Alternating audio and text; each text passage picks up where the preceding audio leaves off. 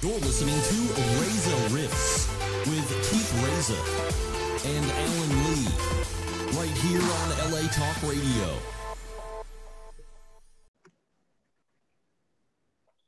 All right, welcome to Reza Riffs. We're rocking and rolling. We're still doing the Zoom quarantine riffs, right, Alan Lee? Yeah, I didn't realize that you had actually put. I didn't think you did on Facebook quarantine Razor Riffs. I thought we were going to keep it, even though there's the quarantine, that you would still just call it Razor Riffs. But that's kind of interesting. It is, yeah. It's going to be fun. Hey, our guest is in the waiting room. We should give him an intro. Okay. We'll just start. You've seen him on Comedy Central, Last Comic Standing, Breaking Bad, Better Call Saul.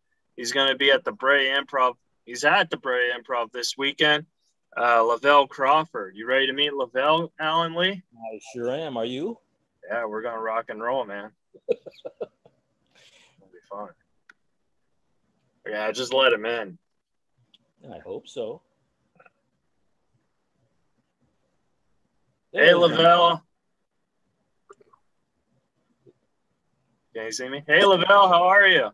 Hey, man, how are you? Doing good. Thank you so much for doing Reza Riffs, buddy. It's all good. It's all good. I'm a little early. I'm glad you was on. I ain't know if you was on yet. You know, some people do it at the exact time or whatever. I said, well, shit, let me get ready. We were doing the opening remarks, and then you showed up. I was like, oh, well, let him in before we lose him. I think I'm all right. I'm using hotel Wi-Fi, so I'm good right now. Oh, nice. You're in Brea at the beautiful Brea Improv. How was that last night? Oh, it was great, man. Great, man. Great crowds, man. They both was epic, man. I mean, it seemed like Orange County, you know, they fight the resistance, so they having a little more, you know, having a little more fun, you know what I'm saying? Some people still, you know, in the gulag everywhere else, so but they having a good time over there, man. Now, was this your first time doing the new Brea Improv? Because do you remember it used to be across the street, you know? In the mall. Oh yeah, it did used to be across the street. Yeah, I've done this one. This is my second time doing the same room. Yeah, this one's awesome. I think it's beautiful. Oh, it's beautiful. It's huge. You know, it's a big ass comedy club. I'm glad people showed up because it really made my ego go down. If it walked in there, it was me and a couple of wait staff. Now you tour doing comedy and stuff, but which one do you like better? Do you like doing those long rooms, or do you like doing those tight comedy clubs? Man, I like it all. Shit, I don't care, man. As long as people in there and they're in good spirits and ready to have some good times, I don't care where it is. I've done little places like in New York, which, you know, you had like those like 20, 30 seaters, you know, even the belly room in here in Comedy Store, you know, belly room be like, what, 35, 40 people maybe, if that. You know, and I mean, there's some great rooms, you know. I mean, if you suck, you can really hear it, and you know, you can go walk up to the person and tell them why you ain't freaking laughing. You know? The belly room is not the Apollo. No, it's not the Apollo, but shit, every club is the Apollo. Don't get it twisted. It's some places like the Peppermint Club in Los Angeles. My club in St. Louis was so gangster, man. They had walked the comedian out to the car and boo him all the way to the airport. Now, when you say your club, like, did you used to own a comedy club or run a comedy club? Well, I ran one. It was a night. It was a night. You know, we had 2 nights at this place called the Supper Club. It used to be a Ponderosa Steakhouse. Then it turned into a nightclub, but the owner was so cheap, he kept the plates from the Ponderosa. And so it still said Ponderosa on the damn plate. He had the silverware and everything. I said, you know, that ain't authentic, my friend. You know, I don't know how old those plates was. We don't know who had those plates, but it was a night. It was a fun place, man. It was rowdy as hell, man. And you had to come, and I would come up there, and I would go toe to toe with the crowd, tell the crowd. I started working the crowd and mastering, you know, able to talk about anything, man. And it sharpened my tools, man, for any city or any place I would go. So it was a lot of fun. It sounds like the guy who owned your comedy club owns the comedy club I book, because it sounds like the exact same guy. Cheap. Yeah. Most comedy club owners are cheap as shit, because I mean they don't even realize they getting a hell of a product. All they gotta do is fucking get a mic, a light, and some freaking chairs, and you can have a show. You don't need a sound room like they were. We going to sound check. I'm a comic. I'm fucking get a sound check. I can yell out there and do the fucking show. I mean, ain't like I got no 5-piece orchestra and shit. You know, come on, man. It's like, if anything, I just need a stool and a notebook. Right, yeah. Maybe a stool. I don't even write well, so I wouldn't be able to read my writing. That's why I don't write shit down, because I scribble. I be up there, let me see. Oh, shit, I don't even know what I wrote here. Go off the top of my head. Now, when you write, do you write on stage while you're performing, right? Yeah, most of the time you can, you write by energy. I think. I tell people all the time. That's why I wrote a book called Comedy School Guide to Comedy. And I told people, you write off energy. You write off how the joke works. And in every city, it's going to work different.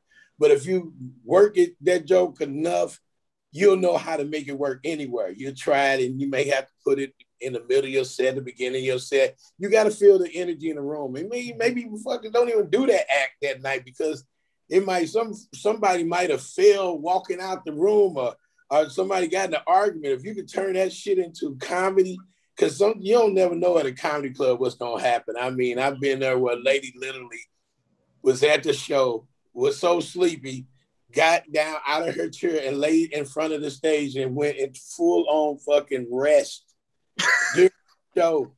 I mean, literally was asleep, kind of even looking like we was disturbing her rest. And I mean, I worked that so much to a point of, at the end of the day, I said, thank you tonight, but hold your applause. We don't want to disturb her. And I walked off, the crowd went crazy. It was so funny. But you gotta be able to react to everything, and I think once that's how I write. I write on stage, and I'm an old boy. When they first had the old video cameras, they were big as hell, and you had to work for like, the Eyewitness News and hold that big ass camera on your shoulder. And the old one had the giant VHS in it and shit. And I got 100 of them VHS watching old stuff, and and it was hard to watch yourself, because I'm not listening to my joke. I'm like, why the fuck I wear that?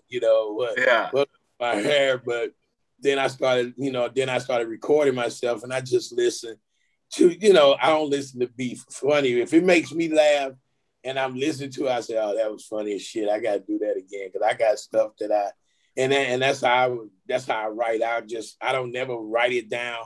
I just practice it and go back and do it and see how many times it works. Do you think that because I'm like you, I have a hard time watching myself when I film myself, but do you think like that's every comic? I don't know. Some comics might be narcissists. They like, oh, look. Oh my God, I'm glad I see me. I wouldn't touch me, I don't know. I have no idea. I mean, I think a lot of people, it's hard to watch yourself at first. But once you realize that it's part of your, your job, your skilo, your practice or whatever, you wind up saying, fuck it, let me just look and really, I think the better thing is just to listen. Yeah. Because you can watch yourself. I mean, why was my eyes closed? Why do I have that book in my nose? Was my pants unzipped? Is my dick out? Those things will bother you. Now you're a phobia. You're checking for your dick, looking at your nose. So now, how does that transition to acting? Because when you do like a Breaking Bad or Better Call Saul or movies like Mike and Dave's, like, do you have a hard time watching yourself, or is it just? Well, I know not in movies or TV shows. I think in them, I just be watching to make sure they kept the funny shit I did in the movie. You know what I mean? Because, the thing about when you're funny, and you're in a movie, unless your name is on the bill, you're gonna get cut because they got to make sure the Zac Efrons and all these people who are just cute and they're show dogs, you know, which he's a sweet guy, but you know they was the darlings, so they're gonna make sure they had as much pub as possible, even if it ain't fucking funny, you know what I'm saying? Because in Mike and Dave's, I showed the clips of the deleted scenes. I showed it on my Instagram where, you know, I talk about this pool all the time. I want to get in the pool, and they had and Sam Richardson, he plays my cousin. I play his cousin in the movie, and which the thing about with me and Sam's a funny fucking guy. He's a great comic actor, and he's also a producer. He got the producer the Detroiters on Comedy Central. I think he got this movie called The Werewolf Within. Now it's a funny thing, but Sam's he's funny, you know, in so much stuff, you know, and the thing about our riffing back and forth. And, you know, because he was a black guy marrying a white girl, being in a white family. And I was his cousin who was, you know, from hometown. So and your name was Keith. Yeah, it was Keith. And they literally didn't, right, Keith, you know, your name, right, exactly.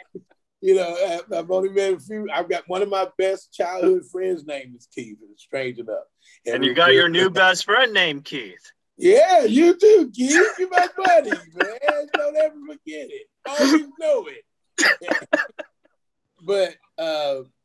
But they cut out a lot of that stuff because when they were talking about I don't know, you remember the scene where they ran her over with the ATV. She got hit in the eye and shit.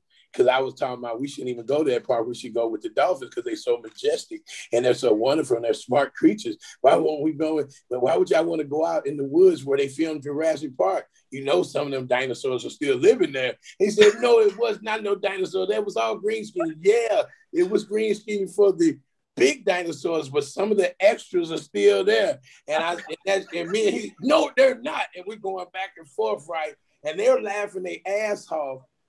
But the problem was, I don't know what happened, but I looked at that scene. The director just didn't have the mindset of a comedian because he could have easily brought me back in that line when she got hurt. Not trying to toot my own horn, but I could have came right in. I said, I told you that dinosaur got her ass. That looked like a velociraptor, you know, and then I could have came back and, no, it wasn't a dinosaur. Get out of here, Keith, because it would have been so funny. Because they didn't give us that, you know, he had a family too. And I know Mike and Dave were the characters, but I think a movie, when you have, that's why Adam Sandler's movie did well, because it was an ensemble. Everything, that's why Breaking Bad is good, because it's an ensemble. It's never because you're going to be, and you see, when you put the star, he don't have to work that hard when he got great fuckers around him. His picture going to be on the front of it. I got a movie right now with Bruce Willis in it, and Frank Grillo from Kingdom. And Frank Grillo, he is like a space movie called Cosmic Sin. And they in it for like 2 minutes in the beginning and 2 minutes at the end. But it ain't even about them. You know what I'm saying? So a movie could just be the ensemble, the story. So I think that's the only thing I worry about when I'm a comedian on a show. Like Better Call Saul is so much great stuff in it. They know how to write towards every character, and they give every character their moment. Yeah. So I think that's where it benefits me more, and I could watch myself on there just like, you know, just like I knew, like with the money scene was in the storage locker with me and Bill Burr. I knew that shit was gonna be fucking phenomenal. I just seen another damn meme. Some a soccer player from Spain, I believe, got a bunch of money, and they had me had a character of me laying on the money, and then I found out they got a fucking dial that has Hugh laying on the bed of money, and they selling these dials, and I said, shit, I gotta get them son of a bitch, you know. But I'm sure you get asked this question all the time, but since you brought up Breaking Bad and Better Call Saul, how is it? Because Better Call Saul is a prequel, and then it's also a future where Breaking Bad was a story. How was it like playing characters in time, present, and future with your character? I just think it's great because it's more work for me because I was hated when they, when they was gonna go off the air with Breaking Bad. I said like we could have did like 4 motherfucking seasons, man. I mean, it had so much story. And then when they said, "Oh, we're gonna do a," when me and Bob would talk, we would sit and talk. He said, "They're thinking about doing a spinoff. Are you want to do this? Where do you think we should do a spinoff?" I said, "Shit, how about Vegas? I think that's where the Saul would really adapt and turn into his character." But they, went back to Albuquerque and which where they was in Santa Fe, and then they went to Albuquerque, which is cool.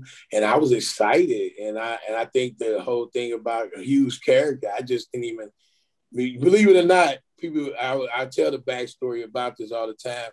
People don't even understand where Hugh came from because the thing about it was, I had just got married. I had moved my wife and my 2 children. My wife had 2 children. They're my children. They're my stepkids. They're my kids.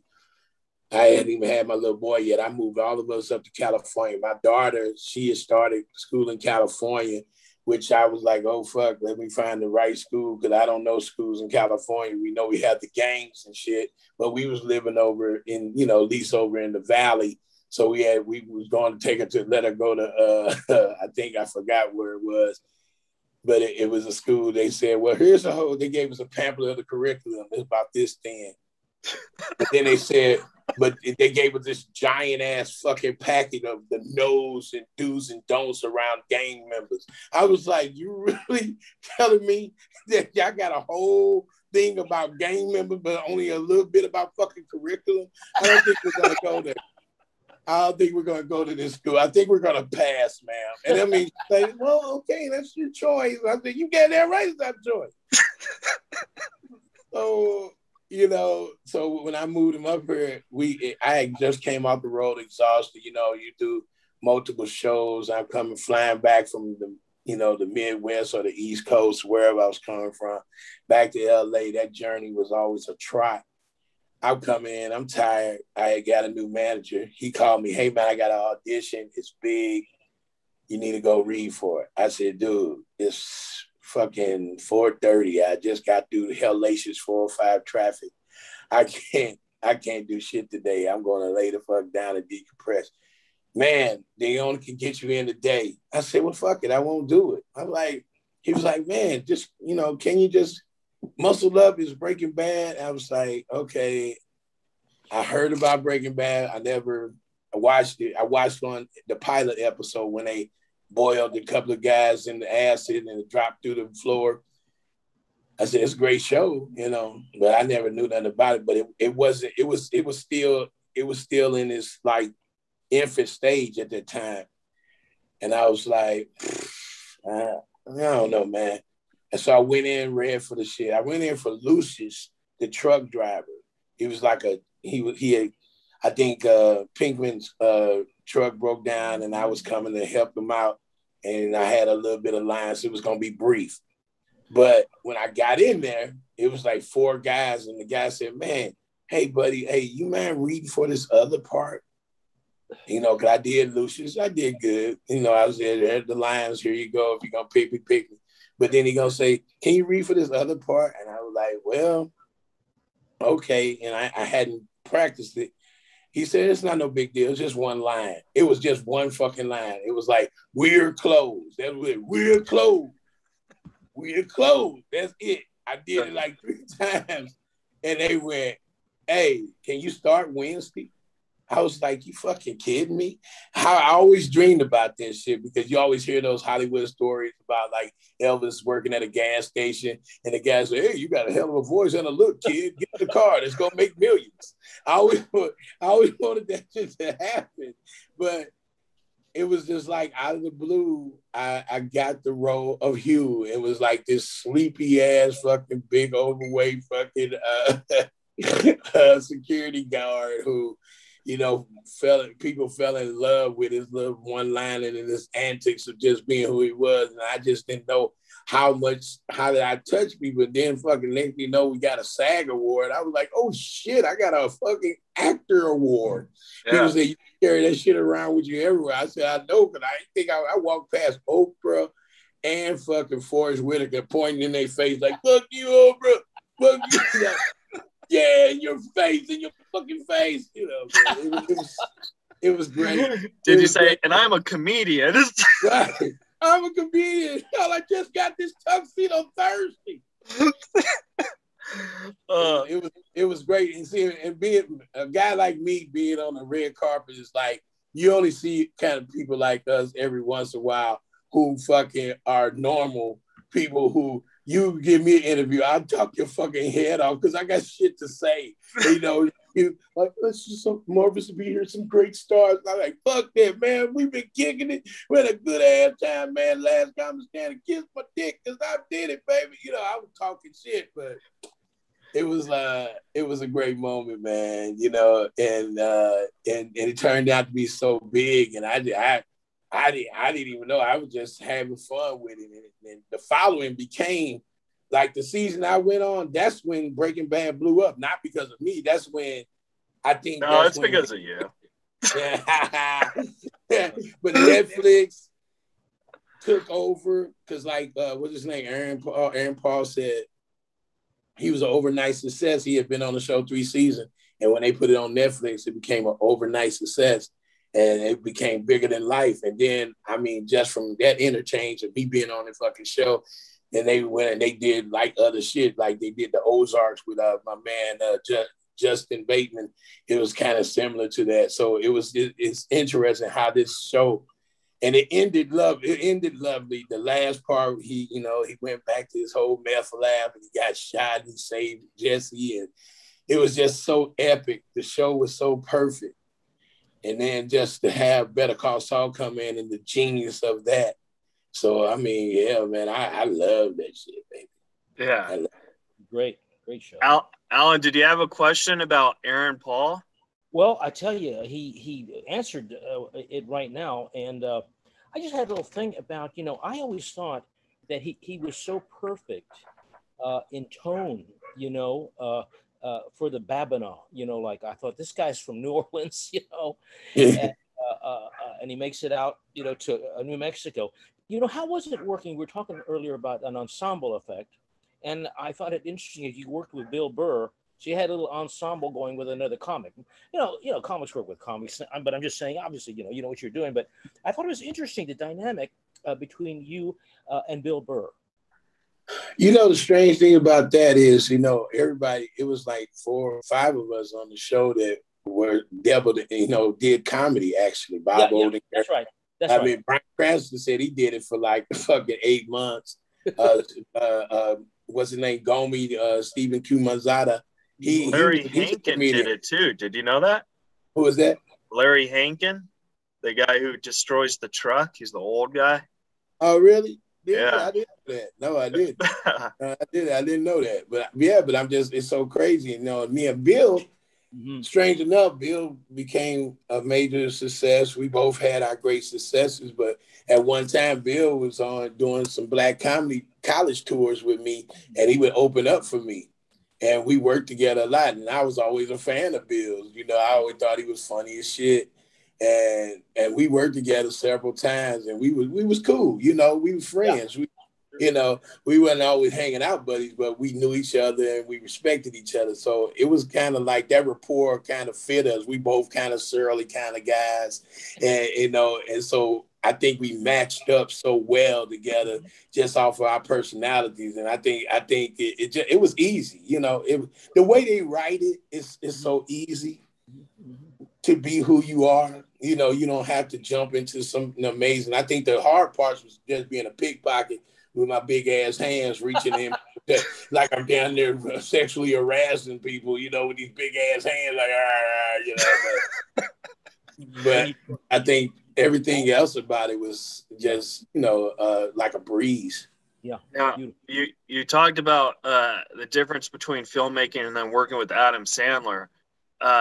When you did Hubie Halloween, you also worked with the great Steve Brill. What was that like being directed by him?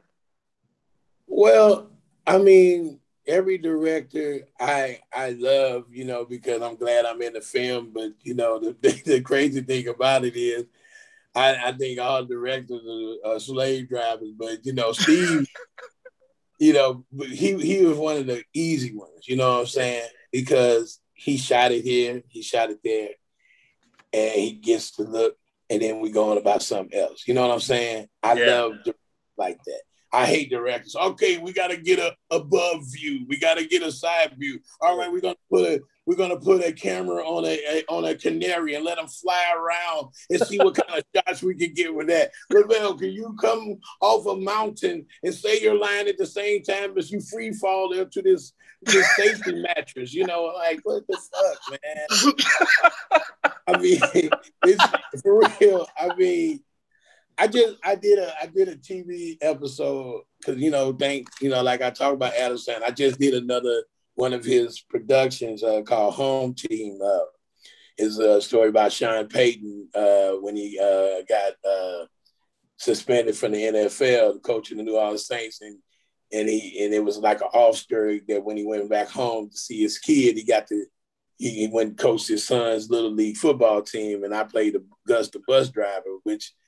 It was so fun because I was allowed to branch out. I was just improvising with Miss Kevin James played Sean Payton, and Gary Valentine was Coach Mitch, and we wound up turning that rapport into friendship. You know, because I work good with comics that are funny and know how to work off each other. It's always important to me. You know, comics that ain't walk around. I don't know if we could do that. You know, I say fuck that. I hate a fucking person who don't fucking understand, dude. We're fucking making money, fucking telling jokes. We're getting away with fucking murder. All right.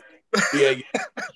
You gotta keep it. You know, I can only act so much of a celebrity. You know, I can only act like you know who I am. I don't do that. I'll be like, hey, you better find out who I am. You know, I don't go big balls because you're like, motherfucker, you tell jokes, but you make a living. I tell fucking jokes. I can do what you do. It's, you know, and people say that, but a lot of times I don't think they know that they can't do what I do because, you know, it's a thing about you can come up there after you and your wife that had a fucking argument, or you done found out your uncle had a stroke and you got to still go up on stage and tell some fucking jokes. You know, you fucking hold back tears and you got to make these fuckers laugh like you did before. You realize the fucking promoter don't have your money, but you got to see it. You know, you sit around, and then they say, "What's your Venmo?" Right. Oh my God, I don't even have Venmo. I got Cash App. Cash App. Nobody do no Cash App no more. Oh my God. Like, as a matter of fact, I'm doing this show in New York with this comedian friend of mine named Rob Staples. He said, "Hey man, let me get your banking information." I said, "No, you just send a check to me, motherfucker. I'll put it in my bank." I said, "Who the fuck gives out banking information?" I don't think so. Yeah, I know. It's a scary time when we're living out, but yet everyone gives out the bank information now. It's like, no, dude. Like, I'm gonna tell you how scary times is. This son of a bitch right here. This is the new wallet. Okay, you fucking lose this motherfucker. You could be in some serious trouble. And I never put a passcode on my phone because I'm married, so I don't want my look you hide it. You know, so I didn't never have a passcode, but my 10-year-old lost his phone on the plane. Matter of fact, he was coming back from being with me in Atlanta where I was filming, and he lost his phone. They called me. I'm in Atlanta. They're where the plane landed. You just got off the fucking plane. Just go back to the airport and find out. I'm trying to do the lost my phone. Of course, the phone's dead. So you can't do lost my fucking phone. I couldn't make it beep. Couldn't lock the son of a bitch. I couldn't do anything. By that time, some motherfucker have changed his Apple ID, his password, all this shit. And I mean, it was so horrendous that I didn't even know how to get back in. And it said you want to change the password. It wasn't no way I could change the password because there was so much to change the password and change the test question. He didn't know his test question, of course. So I was thinking to myself, I said, holy shit, this is a life lesson for me. Let me put a passcode on. I'm just giving it to my wife because if I lose this fucking phone, somebody gonna steal my $5 in Bitcoin, you know? And the worst part is this person who got your son's phone now has your number. Yeah, right. And this dumbass called me. So I said, well, I'm glad you called. We have a tracker, tracking phone right now. So we're on our way to get you. Them some bitch hung up so fucking fast. I said, because they thinking that the celebrity is so powerful. This some bitch to sit out his henchmen. I wish I had fucking henchmen. But now, Lavelle, I know you said you had another interview at 11:30, but I wanted to ask you 2 quick questions. Oh, I don't have it now. They fucked it up. It ain't no interview. Oh, okay, cool, excellent. I still want to respect your time, buddy. I know you got a show tonight, but I've only seen 2 comedians in my life where one of them was the great Mitch Hedberg, and the other one was you that I saw live, where audience members like shout out your jokes while you're on stage. Yeah. Now, I think from a comic point of view, I think that's really cool, but also I think that's fucking frustrating. I don't think, I put it like this. It's an honor because I would rather be known for my material than my face, because that means you created something that people gonna remember for times on. You know what I'm saying? Because you think about it, I fucking know Bill Burr, he's funny as fuck. Tell me one of his jokes. Well, he got this one where he talks about a hamburger. I can't do it. But when a person comes up and repeats your shit to you like you wasn't there writing the joke, that becomes an honor, because you think about, like, man, you thinking that, man, you writing some shit that's amazing. It's just like, I look at it when they repeat my joke or want me to do my joke. It's just like, I can't compare myself to fucking Prince or nothing like that. A musician, people singing your songs with you and he putting the mic out to it. I always wanted to do that, do the joke, get half of it and put the mic out there, let them fucking finish it. But and I was thinking of work, but try it tonight. That would be hot, wouldn't it? That would be fucking. That would change the game if I could do that, man. Wow. But I think that's always been a great thing. The great lady Miss Hedberg. I've saw him perform, and I've seen the people, they love his ass, and they repeat his jokes. And I mean, it's beautiful to have both followings. You have fans, and then you have co-following, because I'm still gaining fans. The people, that's my first time ever seeing you, and you're incredible. I was like, wow, damn, it's great. I've been around for 35 fucking years, but it's great. Yeah. That you still grabbing fans, you still pulling them in, and thank God for YouTube, and and I don't even use the social media like I should, like all these other some bitches. I watch these some bitches, they be putting on productions. I said, man, I don't even have the energy. I'm 52. I ain't doing all the fucking skill. Can I do one just sitting on the toilet? I mean, Instagram's doing movies too now. It's crazy. Yeah. I know. Amazon, Peacock, all these some bitches. So if an actor say he can't find work, he sucks. That's what I would tell her right now, motherfucker. I look at Amazon Prime, they got movies I had never fucking even heard of.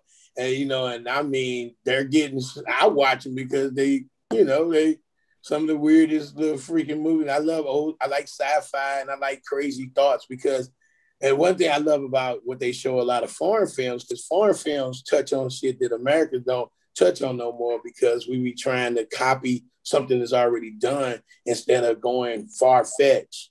Yeah. And I think Tomorrow's War was probably one of the best new films that I've seen that somebody came out with, because the fucking monsters were incredible. I don't know where that shit came from, but the monsters were fucking. I like when sci-fi goes hard, and so I salute Amazon Prime, because all my Showtime specials are on there. I salute these. I love streaming now. I love it. I mean, this if you funny, you can eat, baby. Yeah. You can eat right now. I tell people that all the time, man. That's why when you do a special, make sure that shit hit and just get his best. And like my first special, Can I Brother Get Some Love? I put all my sperm count in that son bitch. I'm for real. I don't know how else to say it. I put every part of my DNA in that special because I didn't think I was gonna be able to do another one. And here I am, 5 specials in, still grinding. And like, and when I did the last one, Comedy Vaccine, it was crazy. I thought about it. I said, somebody's got to touch on it. And I was the luckiest person. It was a beautiful thing where fear, that's why I said, I hate this pandemic. I hate this shit. I hope people get themselves confident back in the world. Just, find a way to get to some normalcy. It's not going to ever be back to where it is, but I pray that people feel safe, whatever choices they make in this game. I think it'll get back to normal soon. I think as soon as we figure out more, you know what I mean? I think it will definitely go back to how it was. You figure out what? I said I think it'll definitely go back to like everyone wants to go out. Maybe not soon, but I think it definitely will happen because once we figure out more how to, destroy this, I think everyone will be like, okay, we're on board. You know what I mean? Yeah, I know how to destroy it. All the news guys come on and say, fuck, it's over. And everybody be like, hey! That's it. I like that. Because it's the fucking, I'm telling you, it's the fucking news. You can't turn your fucking TV on. Well, today. Lavelle, I just spit out my water. I mean, all I'm saying, that is the cure right there, man. I mean, because I think people die just to be on the news. I think people, we got to keep the count up. So someone has to die. How you feeling, Bill? Not too good. I'm just like, come on, man. So it's like, and then, I mean, you can claim COVID over anything. It's like people, it's our excuse for not doing shit no more. I had a whole couch delivered to the house, right? And then some bitch talking about, well, we're going to leave it on the line due to COVID. We can't carry it in. I said, well, due to a fucking back that's not that good, you motherfucker, you got to come in. What the fuck you talking about? Fuck COVID. We coming out and spray you with Lysol. Come on in. I'm struggling with it. I ain't carrying this shit by my damn self. Oh my god. Oh my god. Now, the last question I had for you was, you're known a lot for Last Comic Standing, but I actually know you for a BET. So, like, how does that transition in your career? Because when you did PET, it was probably like late '90s, and then Last Comic Standing, like you already had some television experience to compete with that. Well, one thing about, thank God for BET, because the thing I look at, being a young Black comic, urban comic, I did the mainstream. I started in the general population comedy clubs. Because we didn't really have Black comedy clubs then. We had Supper Club, where I hosted jazz bars and places that most comics did wherever they can get a stage at, music bars and everything. So there were no quote unquote Black comedy clubs. So it was just the Funny Bones and Improv. And they started segregating it back when they wanted to. But BET was like a nice thing because I didn't know the ends to this. And I came in a great era where, you had BET Comedy View and they had the auditions for it, and I was able to get on the show. And because I could have been on any fucking comedy show, but my comedy resonated everywhere. It was not just a Black show. It was just being funny. But it was an outlet for me. And it was a great opportunity. So when BET gave me the notoriety and all that stuff, and then when Last Comic Standing came on, I was a veteran comic, man. And I went in for the audition. I got like a pass on the whole long line. My story, I got to go past some of the bullshit and got in there, and I impressed the shit out of the judges. And I got on Last Comic Standing. I was like, holy shit, and then next thing you know, I got to that round, and then they fucking put me into the semifinals, and that was with the Schumer and all of them. And then they said, then I fucking killed that shit, won that. Then I was on the show. I was like, oh my God, I'm on the show, national show. It was a dream come true because it was like, I turned my stand-up, I made stand-up, which a lot of comedians get on stand-up, then they go into movies and become famous. I utilized all that I could with comedy. And I think Cat Williams, when you talked about it, I remember Cat Williams, he had opened up for me back in the day, but then he became super famous from movies. But he had saw me, I used to live in Woodland Hills. He was at the Rafts over there by Taft High School, off of, I think it's Winnetka or whatever. But anyway, he said, man, congratulations. A lot of comics don't do like you do, become famous off their stand-up. And you doing that. You ain't the movies, you doing movies, but you ain't doing big movies.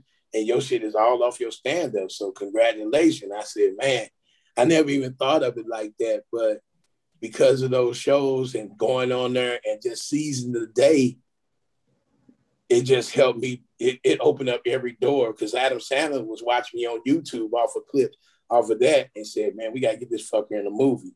And I was just like, holy shit. And so when BET I was one of those comics that I could go anywhere. So I was easy fixture.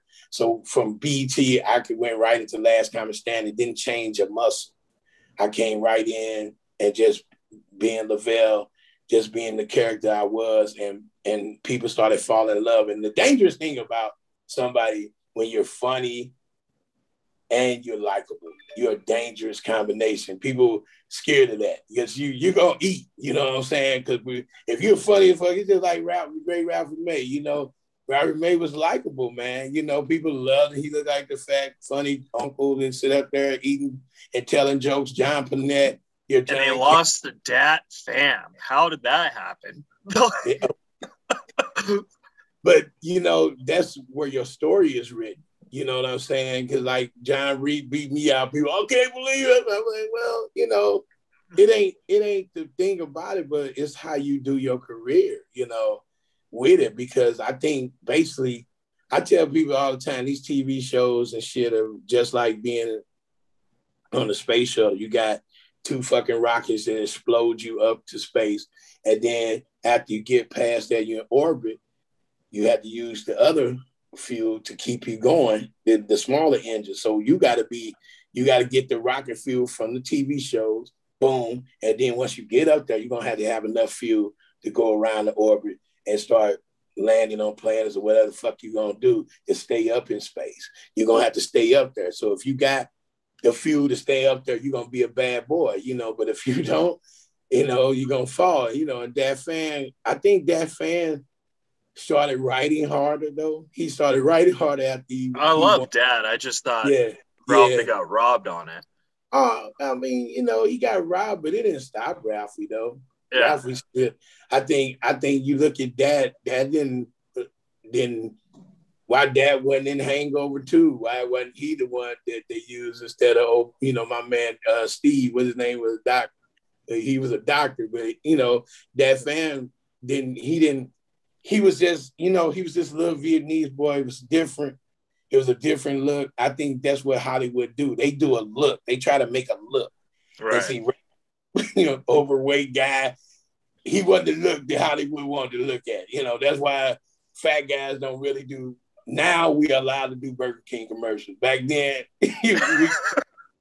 we wasn't allowed to eat a Burger King burger, but we were your core audience. And you had fucking Paris Hilton eating a fucking big deluxe, which didn't make no sense to me. So now, the last question I had for you is, who is one comic working today that if you're not working, like say you have probably very rare where you have a weekend off, but where you'll just say, you know what, this person's in town, I'll go see them. Who's that one comic? That one comic. See, I don't want to be, I think it'd probably be Bill Burr. Honestly. Bill Burr? I think, because everybody would say Chappelle. I think Chappelle great, but I think Chappelle's good, but it's just so many people. Between Bill Burr and Damon Wayans. All right. What about you, Alan? Well, I guess Norm Macdonald would be. Norm Macdonald. That's a hard question. Yeah, it is, but it's hard. It's just like my top 5 rappers. It wouldn't be nobody in past the 90s, though. God. I hate new rap. I come out there, yeah, they canceled the baby because he said gay stuff. I said, he was about to be canceled. I think his run was about over because I mean everything sounded the fuck the same. Come on. All right. Well, I have one more question actually. Is it easier to be interviewed by comedians or by non-comedians? Because I feel you had fun today. I had a great time, you know? Yeah. I think comedians can relate. I think when you do like fucking DJs and shit, fucking personality to read your fucking bio, they don't. It says here that you. It's okay. Yeah. Fuck you and Wikipedia, man. I mean, it says here that you died in '85, and what? You know, Lavelle, where can the folks at home follow you and support you? Well, you can go to my Instagram. It's Lavelle's LAVELLS, the comic THACOMIC on Instagram, and it's Lavelle Crawford on Facebook.com, and you can go to my website comedianlavellecrawford.com, and you can see all my dates and everything, and you can. You know, if people want to book me, you got the booking forms up there and blah, blah, blah. I got a book out. You can go get it on Amazon right now called The Comedy School Guide to Stand Up. It's just volume, just giving comics a little intro to idea. Because I get comics all the time. What should I do? How did I, you know, and I'm like, yeah, motherfucker, get on stage, son of a bitch. But I gave them like an outline of shit I done, you know. I can't never tell people else what you can do because it's like when I read actors' book, you have to be in the moment. I'm like, what the fuck is the moment? You know? So I just write what my ideas is, and the next one is gonna be getting work, and then after that, I'm gonna show them in that same thing. I'm gonna show them how to do the business because I want to give people insights on the business because that's the parts that I think I failed at, you know, like when I started, because like when I did Last Comic Standing, my fucking money went over here and I didn't have the financial advisement at first. I was balling out of control. Come on, mama, let's go. You know, I'm throwing money down. You know, I'm doing well. You know, I was looking in my bank account like, holy shit, you know, but back in the day, I had H&R Block and they did a 1040 easy. And, you know, I got my easy $350 refund back. But now it's like a different story. And it's like right now I'm right at the side of the 8 ball with the IRS. So I'm working, I'm sending money, and I'm, you know, working with my accountants trying to get it going. But I want to tell comics to like understand the business aspect of it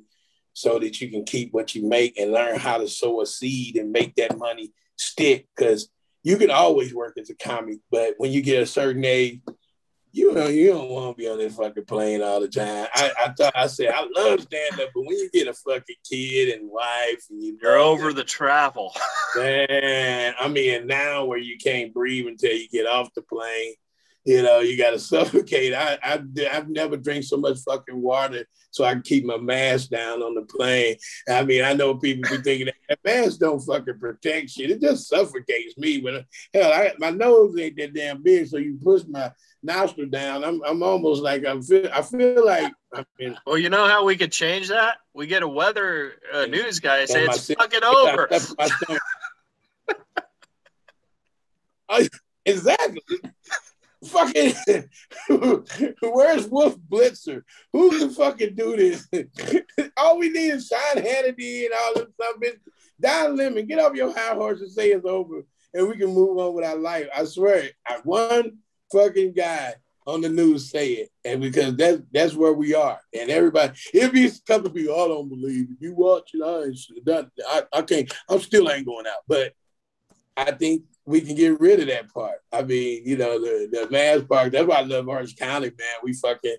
I mean, I seen people walking in here without no mask on. I was like, really? And I started pulling it down so slow. Can I? Can I?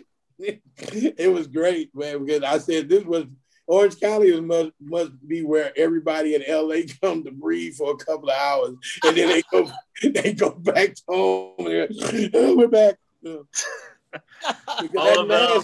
that mask part is just the only thing that bothers me. I said I believe the virus is real, but I think that people take their health, respect their health. I think they'd be all right. But I think that part is real. But the mask ain't doing shit. Yeah. Thank you. Oh, here I go. But well, Lavelle, have a great show tonight at Brea, buddy. Thank you so much for doing the podcast, man. It was an honor, and thank you so much. You get what you pay for with me. You do me on the podcast. I'm gonna talk the whole fucking time. Oh, we loved it. I'm an easy interview. I got shit to talk about. We tried to get you to come into the next time when there's more time. We could plan it. You could come to the rec room, and we'll do it at a face-to-face with a video. Yeah. Sure. I love to do that, man. I used to do a lot with what's his name? Used to be with Steve Carell. What's his name? Dr. Love. What was his name? Damn it. Steve Carell had a talk show? Was it Steve Carell? Not Steve Carell. Fuck, I'm thinking. Hold on. Colin. No, Craig Ferguson. No. You remember the Man Show? Jimmy Kimmel? Oh, Jimmy Kimmel. Yeah, Jimmy Kimmel's butt. The guy that used to be with Jimmy Kimmel. Adam Carella.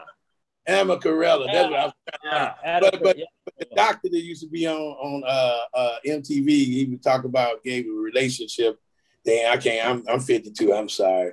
And, all the liquid would go to my brain. As soon as I get out this podcast, I remember all this shit. Oh yeah, that's it. Let me call him back.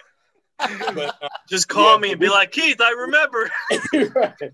But yeah, I mean, I got a podcast. I got Lavelle Unscripted, but I just took a break off of it because I got the ranting on bullshit and I just want to take it back to fun. So I'm about to kick it back off, and I'm gonna call you, Keith, and put you down. We talk, you'll chop it up, tell me about you, and Alan, you come on, we talk about whatever, man. We would love to. Thank you.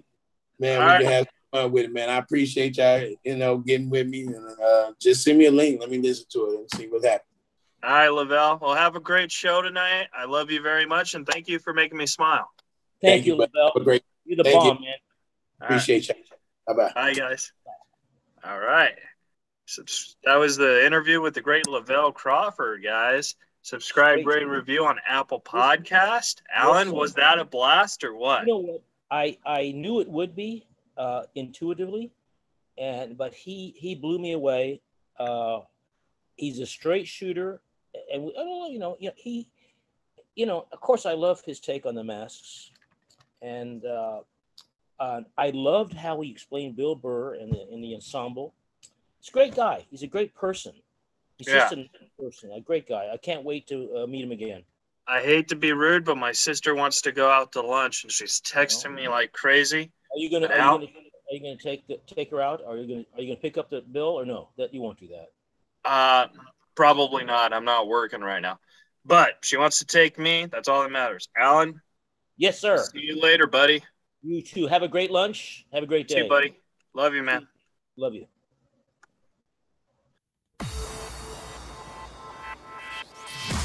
You're listening to Reza Riffs with Keith Reza and Alan Lee right here on LA Talk Radio.